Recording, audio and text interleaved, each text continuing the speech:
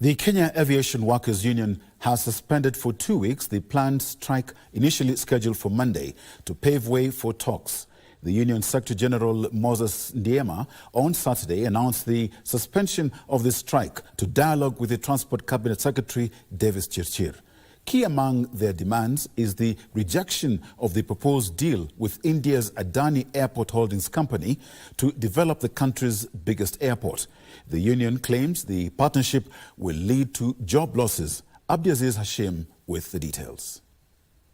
To deliberate on the status of our intention to go on strike starting on Monday.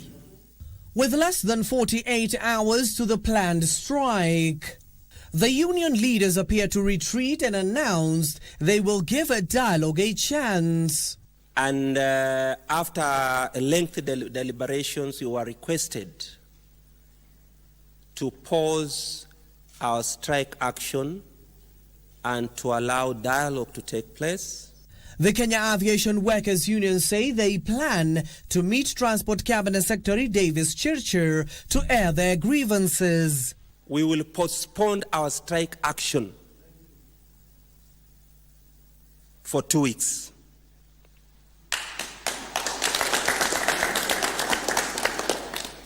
Led by their Secretary-General Moses Ndiema, the union says it is seeking to find a common ground with the government over the proposed deal with an Indian company to develop the country's biggest airport, a deal they say is at the heart of their industrial action and must be addressed. That we are getting into discussions with the government and KAA with a very clear mind that we are opposed to anything called Adani. Anything, any trace of Adani, we are not going to allow it. The union, which represents the airport workers, said the proposed agreement announced last month with India's Adani Airport Holdings will lead to job losses if pen is put to paper. The discussions and deliberations of the government not bear fruit. And after 2 weeks, we are not reissuing a notice. We will decide when, what time, and how to start our strike. We can do it the next hour. We can do it the next day.